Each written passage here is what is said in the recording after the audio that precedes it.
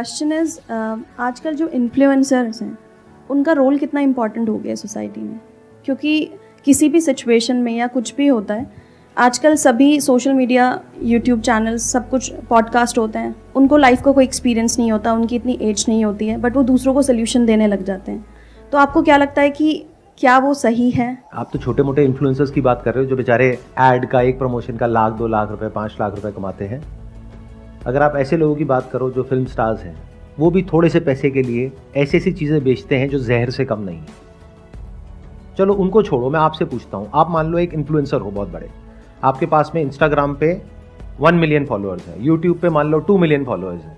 अब कोई ब्रांड आपके पास में आता है, वो कहता है कि अपना जो कंटेंट है उसमें इसको इंटीग्रेट करना है और आपको 5 लाख रुपए मिल जाएंगे एक दिन के। और उससे पहले आप जॉब करते थे और आप कमाते थे महीने का 50,000 रुपए, तो क्या वो 5 लाख रुपए छोड़ोगे? आई थिंक मैं उस सिचुएशन में सोचूंगी जरूर। आई डोंट थिंक सो, क्योंकि अभी आप ये कह पा रहे हो क्योंकि अभी आप उस सिचुएशन में नहीं हो। जब उस सिचुएशन में हो तो पता है आपके माइंड में क्या थॉट आएगा, अगर मैंने मना भी कर दिया तो भी क्या फर्क पड़ने वाला है, वो किसी और से करा लेंगे। तो ये होना तो है ही, किसी ना किसी ने तो करना ही है। अब बहुत सारी बेटिंग एप्स हैं जो लीगली बैंड है, लेकिन बहुत बड़े बड़े सेलिब्रिटीज हैं उसको प्रमोट कर रहे हैं। तो आप कहां इन्फ्लुएंसर्स की बात कर रहे हो? मास इन्फ्लुएंसर तो कोई और ही है। वहां अकाउंटेबिलिटी होनी चाहिए। जो स्पोर्ट्स के लोग हैं, जो बॉलीवुड के लोग हैं, उनकी फॉलोइंग करोड़ों में है। सोशल मीडिया में एक इन्फ्लुएंसर की फॉलोइंग कितनी होती है? 5 लाख, 10 लाख, 20 लाख, 50 लाख। उसमें से भी एक्टिव कितनी होती है? 2-4 लाख, 5 लाख। बट ये जो बड़े बड़े सेलिब्रिटीज हैं, इन्होंने तो एक बात कहनी है और पूरे नेशनल लेवल पे एक रेवोल्यूशन सी शुरू हो जाती है कि उन्होंने कह दिया तो सेल बढ़ गई। तो जब वहीं पे अकाउंटेबिलिटी नहीं है तो आप छोटे मोटे लेवल पे क्या उम्मीद करते हो किसी से? तो ये उम्मीद लगाना छोड़ दो अपने इन्फ्लुएंसर्स से, फिर चाहे वो इन्फ्लुएंसर बड़ा हो या छोटा हो, कि उन्हें ये करना चाहिए या नहीं करना चाहिए। अरे खुद को इतना कैपेबल बना लो कि आप इस फर्क को देख सको कि असली क्या है और नकली क्या है। अगर आपके अंदर कैपेबिलिटी नहीं है तो दुनिया तैयार बैठी है आपको बेवकूफ बनाने के लिए। और दुनिया मतलब पूरी दुनिया, सिर्फ इन्फ्लुएंसर्स नहीं, पॉलिटिशियंस, एंटरप्रेन्योर्स, एक्टर्स, स्पोर्ट्समैन, सब लोग तैयार बैठे हैं आपको बेवकूफ बनाने के लिए। अगर आपके अंदर एक पर्टिकुलर लेवल तक की इंटेलिजेंस है, जो आई एम अज्यूमिंग कि अगर किसी ऐसे इंसान का कंटेंट कंज्यूम कर रहे हो जो आपको एनकरेज करता है क्वेश्चंस पूछने के लिए, आपको आंसर्स नहीं देता है, तो आपका माइंड डेवलप हो रहा है, तो आप किसी को भी क्वेश्चन कर सकते हो। बट अगर ये क्वेश्चनिंग एबिलिटी आपके पास में नहीं है या क्वेश्चन पूछने से डरते हो, तो आप बहुत ही वल्नरेबल हो। तो कोई भी इंसान आकर के आपको बेवकूफ बना सकता है। अगर कोई इन्फ्लुएंसर ऐसा कुछ कर रहा है तो उसकी क्रेडिबिलिटी पे, उसकी इंटीग्रिटी पे क्वेश्चन मार्क लगाओ, चाहे वो कोई भी हो, चाहे वो मैं ही क्यों ना हूं। आपके जो सेलिब्रिटीज हैं उनको बॉयकॉट इस चीज के लिए मत करो कि तुमने ये कर दिया, तुमने वो कर दिया। जो गलत एक्शंस ले रहे हैं, जिसकी वजह से एक्चुअल में लोग मर रहे हैं हॉस्पिटल्स में, उनको बॉयकॉट करो ना अगर दम है तो। अब इन्होंने क्या कहा, उनसे तो डर लगता है। बस यही तो गड़बड़ है ना, हम सब डरे हुए हैं। कई बार कमेंट कर भी देते हैं तो कई लोग मतलब ऑडियंस में ही आते हैं उठ के और बोलते हैं ये बता तुझे कितने पैसे दिए हैं ये बोलने के लिए। तो लोग आकर के नेगेटिव कमेंट आपको करते हैं। हाँ। तो उसमें डरने की क्या जरूरत है? नहीं मतलब जैसे बड़े बड़े लोगों को मैं कई बार इसलिए भी हिचक जाती हूँ कि कहीं ऐसा ना हो कि मतलब ऑडियंस ही आके गाली बकने लगती है। जब भी आप कुछ ऐसा करोगे जो मासेस कर रहे हैं उससे थोड़ा सा भी अलग होगा तो आपको गालियां पड़ेंगी और गाली खाने के लिए रेडी रहना होगा, अगर आप सच में एक अच्छी दुनिया देखना चाहते हो तो। आपको डर नहीं लगता? आप जैसे बोल रहे हो कि इनको बायकॉट करना चाहिए, और मतलब मैं भी आपको सर 2013 से देख रहा हूँ, तो आप सर डायरेक्ट मतलब बायकॉट करते हो सबको। मेरी एक बात हमेशा याद रखना कि डरता वो इंसान है जो कुछ गलत करता है। जैसे जो इंसान अंदर से करप्ट है उसको बहुत डर लगेगा कुछ भी बोलने से पहले। वो कहावत सुनी होगी ना, जिसके घर शीशे के होते हैं वो कपड़े लाइट बंद करके बदलते हैं। ऐसी कुछ है ना वो कहावत, मुझे पता है, मैं मजे ले रहा हूं। डरता वो इंसान है जिसके खुद के अंदर बहुत कुछ गड़बड़ होती है। जैसे ये जो सो कॉल्ड सेलिब्रिटीज हैं, ये एक दूसरे के बारे में कभी कुछ नहीं बोलेंगे, क्योंकि उसको पता है कि जहां मैंने बोला तो आज मैंने उसका ये पॉइंट पकड़ा, कल वो मेरा भी ये पॉइंट पकड़ लेगा। लेकिन जिसको अंदर तक पता है मेरी जो नीयत है वो साफ है, तो वो नहीं डरता है किसी से भी। अरे वो उन सेलिब्रिटी से छोड़ो, वो पब्लिक से भी नहीं डरता है। अगर मुझे पता है मैं कुछ ऐसा बोलने वाला हूं जिसकी वजह से आप ही लोग आकर के मुझे गाली देने वाले हो, लेकिन उसमें आपका भला है, तब भी मैं बोलूंगा। अगर आप सही हो तो लड़ने के लिए तैयार रहो, और लड़ना तो पड़ेगा। यही तो भगवत गीता का सार है कि ये जो दुनिया है ये खराब उन लोगों की वजह से नहीं है जो कुछ गलत करते हैं। जो सही लोग जो कुछ सही कर सकते हैं और वो नहीं कर रहे हैं, डर करके बैठे हुए हैं, उनकी वजह से ये दुनिया प्रॉब्लम में है। अगर वो सब लोग खड़े हो जाएं और अपनी आवाज उठाएं तो उन लोगों में इतना दम नहीं है कि वो कुछ गलत कर पाएं, क्योंकि जो गलत कर रहा होता है उसको अंदर से पता होता है। बस होता क्या है कि कोई उसके अगेंस्ट कुछ बोलता नहीं है तो वो और स्ट्रांग होता चला जाता है और गलत करता है।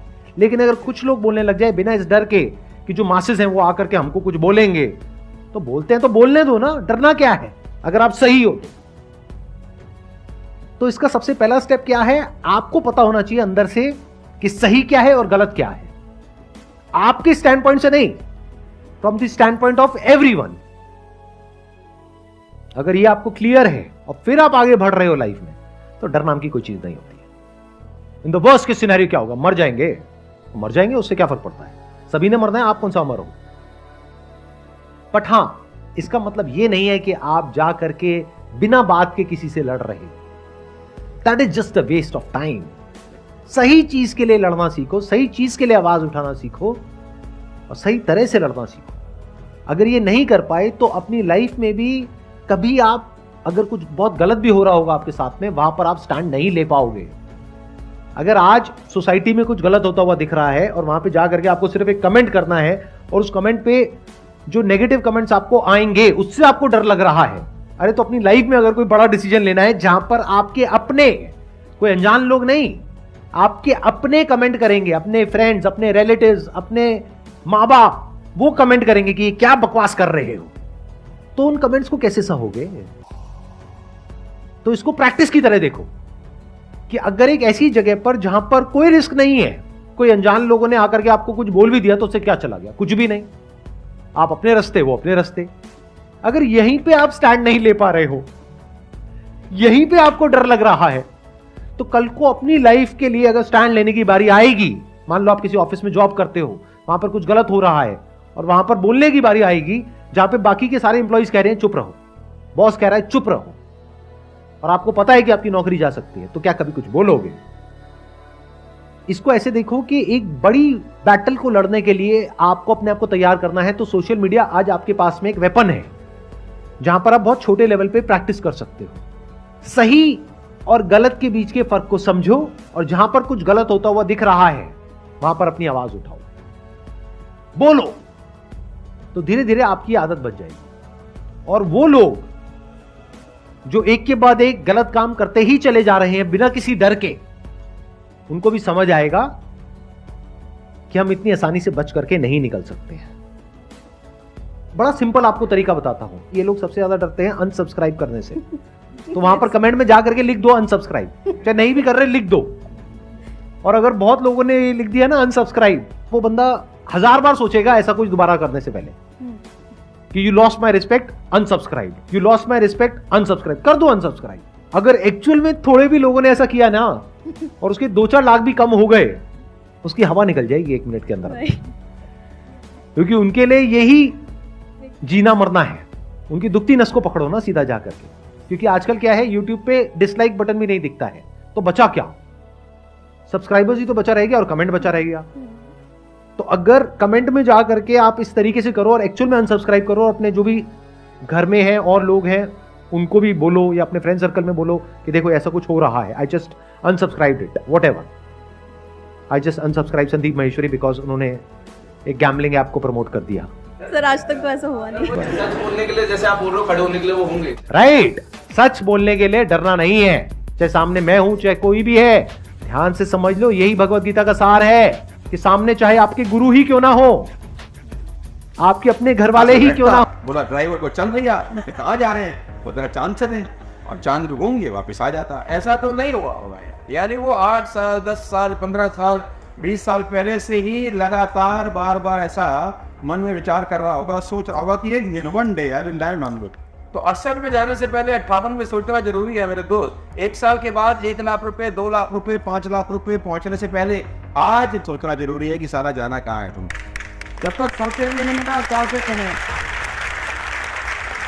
बड़े लाइन है, जब तक सोचेंगे नहीं पहुंचेंगे नहीं। Note it down. तो पहुंचने के लिए करने से ज्यादा सोचना जरूरी है, क्योंकि ये वो बीज है जिसमें से पौधा निकले, और बीज में से पौधा निकलने के लिए उसको मिट्टी में दफन होना ही पड़ेगा। कम ऑन, मिट्टी में दफन होना पड़ेगा, अंदर बिल्कुल घुटना पड़ेगा, सांस घुटेगी, परेशानी होगी, टेंशन होंगे, ये बाय प्रोडक्ट हैं। और अभी शुरुआत में कहा कि जो व्यक्ति इससे डरेगा लड़ेगा नहीं, वो हार, लड़ना तो पड़ेगा। दुख सुख पार्ट, दोनों जिंदगी के पार्ट है, तो टेंशन लेने का जरूरत नहीं।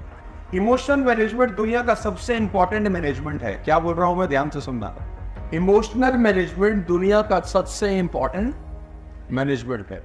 इस प्रोसेस में, जिस प्रोसेस में जब आप बाजार में काम करने उतरेंगे ना, जब लोगों को प्लान दिखाने जाएंगे, लोगों से मिलेंगे, प्रोडक्ट दिखाने जाएंगे, तो अचानक बहुत सारा दिमाग में कुछ ना कुछ लोग दही घोलने का काम करेंगे, परेशान करते ही होंगे। कौन? तो बहुत बार मन करता होगा कि छोड़ हटा इसको, टेंशन है, तो अपन वापस लगते हैं उसी में। ऐसा बहुत बार खोपड़ी में ख्याल आता होगा।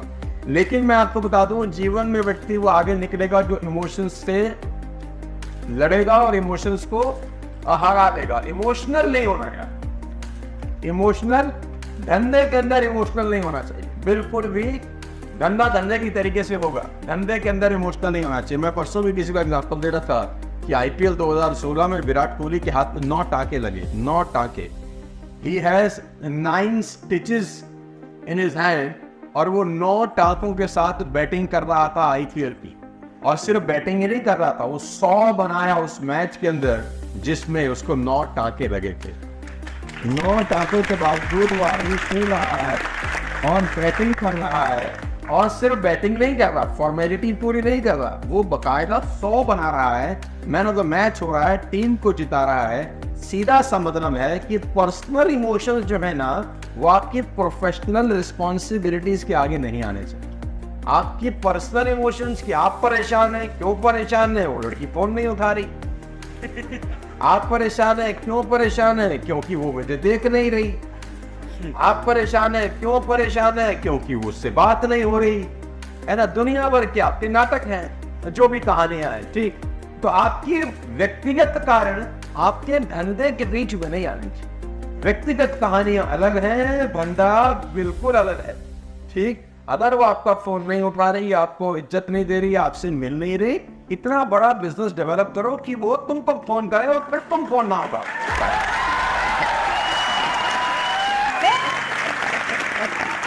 अभी सारे आठ से करने से आवाज आई है। सब आसे करने से पटे। ये बोल रहे सर आपको हमारे मन की कैसे पता, ये बताओ। अरे मैं आज 45 का हूँ, मैं भी कभी 20 का था।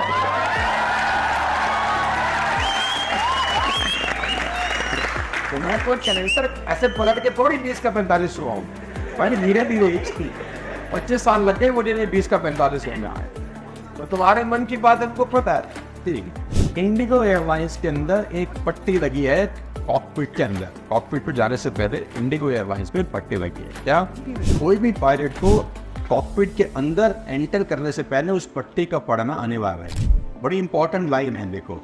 और लाइन बड़ी अच्छी है कि flying is a serious profession, do not carry your personal worries beyond this point. यानी जो फ्लाइंग है वो बड़ा सीरियस प्रोफेशन है पायलट साहब। आपकी घर की टेंशन को इस लाइन से आगे लेके नहीं जाने का।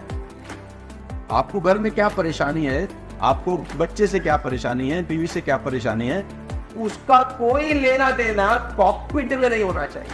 मान कर आप बीवी से लड़के आए थे, उसी मूड में आप जा रहा है फिर इसके और गलती से अगर पायलट भी पीली है तो सोचो जहाज का क्या होगा अगर वो कॉकपिट में यहाँ पर गुत्थम गुत्था हो जाए। वो एक के बाल पकड़ रही है, वो उसके बाल पकड़ रहा है, जहाज को छोड़ने आ रहा है, वो क्या है। अरे भाई तुम्हारी पर्सनल प्रॉब्लम का प्रोफेशनल जिंदगी पे असर पहले नहीं होना चाहिए। दोनों अलग अलग चीजें हैं। उसके हाथ में नोट आती है वो पर्सनल प्रॉब्लम है, टीम को उसकी जरूरत है, वो प्रोफेशनल रिस्पॉन्सिबिलिटीज है। तो दोनों का आपस में मिक्सचर मत करना। बात समझ में आ रही है तो बोलो हाँ। 2002 के अंदर टेस्ट मैच चल रहा है वेस्ट इंडीज अगेंस्ट इंडिया, और उस मैच के अंदर अनिल कुंबले जो लेग स्पिनर है भारत के, उसका जबड़ा टूटा हुआ, उसका जबड़ा टूटा है, बॉल लगी है, फ्रैक्चर है। डॉक्टर ने सर्जरी रिकमेंड किया है कि आपको अपने जबड़े का सर्जरी कराना जरूरी है। और मिस्टर कुंबले को बोला कि आप बेंगलोर से आते हैं, वहां जाए और अपने सर्जरी कराए। कुंबले साहब के मैंने वेस्ट इंडीज चले, उन्होंने बोला कि मेरे को बैंडेज कर दो, हड्डी टूटी हुई है, जबड़े बोन फ्रैक्चर है। और जबड़े का बोन फ्रैक्चर होना अपने आप में बड़ा खतरनाक है यार। बार बार जरा ध्यान जाता है कि नहीं? कुछ भी ऊँट पटांगो ध्यान वही जाता है। आपके दांतों के बीच में कुछ फंस जाए, वो सारा जब तक निकलेगा नहीं ना, वो जीभ वही घुसेगी। तीरा मारोगे, सुई मारोगे, कुछ भी मारोगे, जब तक उसको निकाल नहीं लोगे आपकी रूह को चैन नहीं आएगा। अब उसका फ्रैक्चर है तो ध्यान जाएगा कि नहीं जाएगा? ऑब्वियस से जाएगा, है ना। कोई भी चीज अप्रत्याशित होती है, एक्सेप्शनल नहीं होती, तो दिमाग जाता है ना। तो उसने बोला नहीं नहीं मैं तो खेलूंगा, अब पट्टी पट्टी बांध दो मुझे। अब वो बैंडेज उसको बांध दिया और he bowled 14 non stop overs. 14 non stop over वो आदमी कर रहा है, लारा को आउट कर रहा है, वापस आ रहा है पेविलियन के अंदर और अपनी टीम को बोल रहा है कि अब मैं शांति के साथ बेंगलोर जा सकता हूँ। मुझे लगता है मैंने अपनी प्रोफेशनल रिस्पॉन्सिबिलिटी ठीक से नहीं कर और जाऊंगा सर्जरी करा। और हमारे आम जनता में क्या है, जरा सा बुखार आ गया, जरा सा जुकाम आ गया, सारे प्रोग्राम कैंसिल। आज कोई मीटिंग नहीं होगी। क्यों? क्योंकि आपके अकाउंट में कुबेर का खजाना है, खर्च को खत्म तो होगा नहीं। तो पैसा इतना है तुम्हारे पास कि तुम रिलैक्स कर जाते हो तुरंत। कौन हो भाई? जरा से पर्सनल दिक्कत आती है तो उसको सबसे पहले जो उसका इम्पैक्ट होता है ना, वो सिर्फ और सिर्फ कंधे पे होता है। बोलो हाँ है ना। बोलते कि जो ऐसी की तैसी तुम लोग करते हो ना, और फिर आखिरी